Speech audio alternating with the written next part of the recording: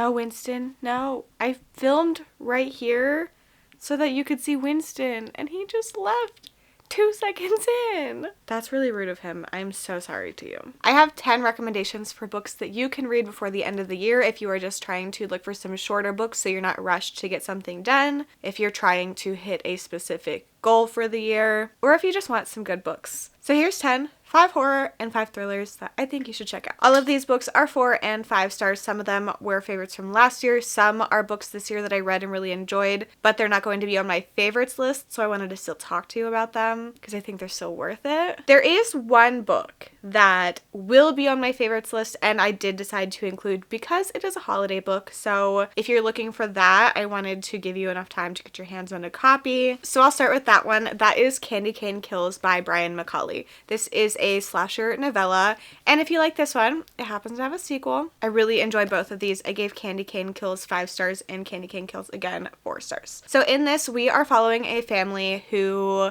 doesn't really get along, especially the mom and dad. They have a lot of issues that they then take out on their children, and their children are not very happy, and the parents decide to book this vacation for Christmas. So they get there, and this suspicious woman is showing them around. She's just like weird. There's something about her.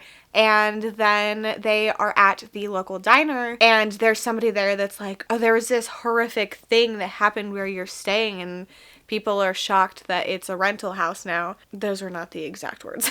So they're like, that's weird because nobody told us that, but it's been completely renovated, it is redone, and obviously the owners are trying to hide the past of the house. So they're just doing family things, kind of dysfunctional as usual, and then an appearance is made by Candy Cane. We are learning about Candy Cane's very awful, traumatic past, and then seeing how she brings that with her into the future in ways that involve lots of slashing. I think this one had a lot of heart to it. I really liked seeing our main character, Austin, with his relationship with his friends and his family, and seeing the family come together in this moment of slashing, even though they have a lot of issues. And then I also think that the kills in this were a lot of fun. The sequel, I'm not going to talk about in much detail, but it's following the same characters and is set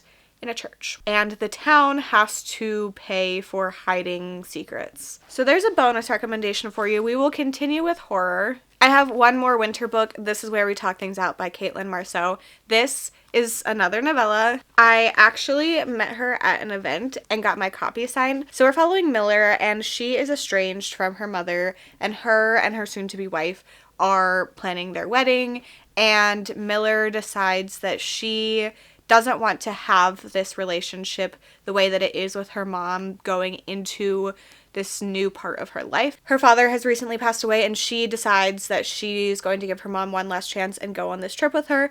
Her mom picks her up and takes her to a cabin that she owns, and they go inside, and the whole thing has been redecorated to look almost identical to her childhood home growing up, down to pieces of clothes that she used to wear, like very creepy things. Well, they're adult versions of the clothes she would wear. So her mom is very much trying to recreate the past, stay in this time that was happy for her and not really process what's going on. From there, we just watch their relationship. Miller very clearly does not get along with her mom, and her mom really wants to control everything.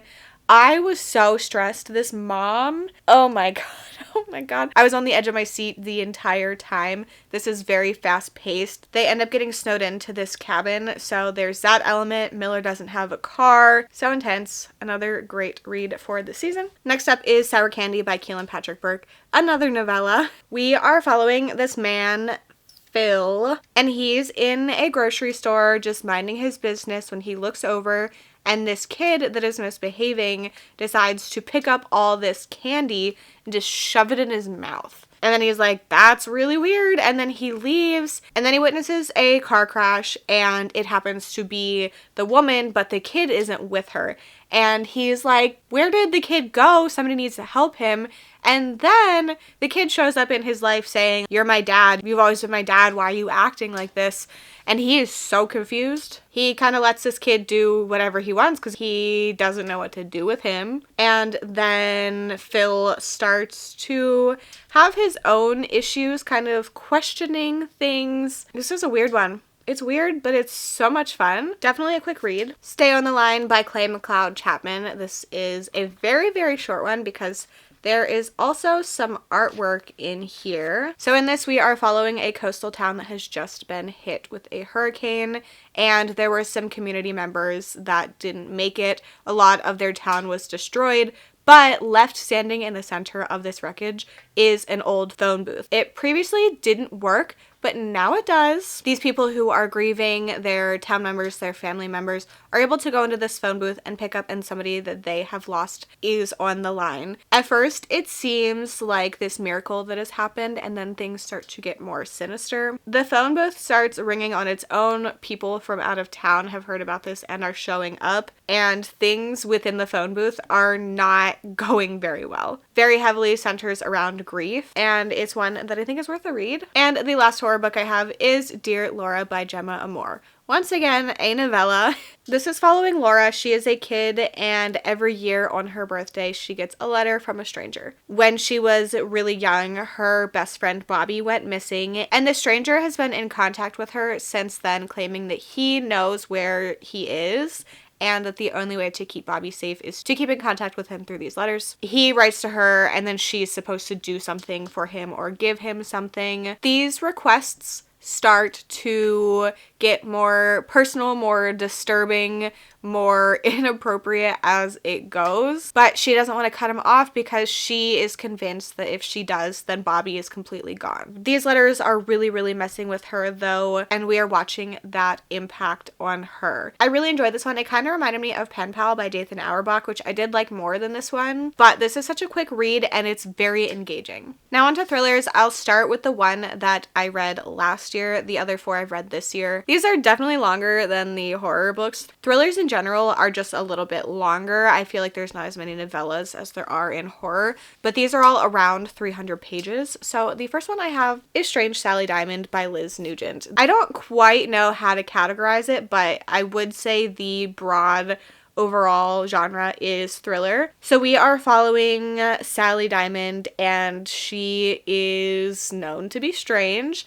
And at the beginning, her dad dies and she is left alone. She's in her 30s, I believe. Oh, 40s. She's 43 and she takes things very literally. She can't remember any of the details of her childhood from the age of 7 and earlier. So there's something that happened that her brain is blocking out when her father dies. There's a situation that is very interesting. It's at the very, very beginning, but it's kind of fun to read about, so I won't spoil it for you. But that puts her in the spotlight. She has people that want to talk to her about why this happened. And after this, she gets a teddy bear in the mail, and it sparks this recognition in her that she hasn't had about her childhood. So she wants to know what is happening with that. She ends up getting in contact with the person that sent her the teddy bear, and he is insisting on calling her by a different name. So we are watching her learn about everything that happened to her as a kid, why she can't remember anything, the details that went into all of that, how her family became to be what it was. Very psychological, very disturbing. It's a tough read, but I think that the character of Sally is incredible, seeing what she has gone through and endured and still become such a positive person overall. There's a lot of nature versus nurture. Very intriguing read. The next recommendation is Look in the Mirror by Catherine Stedman. This is following a woman who wants to be a doctor. She wants to go to med school, but it's really expensive and she decides she's going to save up for it beforehand. So she's taking these nannying jobs which pay really well. She goes to this location and the family's not there. And she contacts the agency that she's working with and says, nobody's here, I don't know what to do. And they are like, just carry on as normal, make the food, have it ready in case they show up. And a couple days later, nobody's there. She contacts them again and they're like, that's fine, just don't go in the room at the end of the hall. And that's suspicious. So there ends up being a thing that happens that lets her into this room, and it seems to be just a normal room, but is that true? We are also following a woman whose father has recently died. They were each other's only family member and they were really close. But when he dies, she finds out that he has an entire house that he completely owned and she knew nothing about. She's like, I don't believe that this is true, but she goes there and it's very clear that he made his mark on this house. A lot of the design really feels like him, and she is learning about how her dad kept the secret from her, why he had this house, and everything that goes with that. Very fast-paced, very fun. Another very dark, disturbing, and psychological book, The Rona Girls by Amy Engel. This is one that I would recommend, but I don't think it's going to work for everybody. We're learning about a very disturbed family, if you know what I mean. I think it's very apparent what is going on throughout the whole book, so I don't think saying anything like that is a spoiler. So Lane's mom dies by suicide and she moves in with her grandparents after this happened. So her grandparents and her cousin live there, and things seem to be going well until she figured out what happened and then she ran away. Then about 10 years later, her grandfather calls her and says that her cousin is missing and she needs to come back and help everybody find her. She decides to go back for her cousin and she has to face everything that happened in her past. She starts reconnecting with people around town, and she's also working on her relationship with different family members. Disturbing, but very compelling and an interesting, I guess, case study on a situation like this. Not quite a case study, but a character study. How Can I Help You by Laura Sims. This is a very character-focused book. We're following two different characters that are working at this library. The one, Margot, has a secret identity. She used to be a nurse. She has left a trail of dead patients behind her, but nobody would suspect this. She's very popular with the community. She seems completely normal, very calm. But then a new person starts working at the library, Patricia. She is a failed novelist and she really likes investigating things. And she notices that things with Margot aren't what they seem, and then she witnesses a suspicious incident happen with Margot and a library patron, and she decides that she is going to figure out what has happened and get to the bottom of everything. She very quickly becomes obsessed with Margot and figuring out her past and what is wrong with her that most people can't seem to notice. Definitely very character focused, but really interesting, very psychological. And finally, The Return of Ellie Black by Amiko Jean. So we are following a detective whose sister went missing 20 years ago, and then recently another young girl has gone missing, but after 2 years she comes back. The problem is she won't speak. She won't say where she was, who she was with, no details, and the detective is trying to figure everything out, put all the pieces together with the little information she has. There are other young girls that have gone missing that she wants to help out, so between trying to kind of avenge her sister's death and possibly save these other children, she becomes even more focused on this case. So we are watching The Detective, and we are also watching Ellie Black, learning both of their stories and seeing how everything fits together. This one is also pretty dark. I tend to like more dark, disturbing books, but also fun, light, fast-paced books. So these are the 10, kind of 11 recommendations for short books that you could read before the end of the year. I'd love to know in the comments if you've read any of these and what you thought. Also, if you have any recommendations. Thank you so much for hanging out with me. I hope to see you soon. Bye.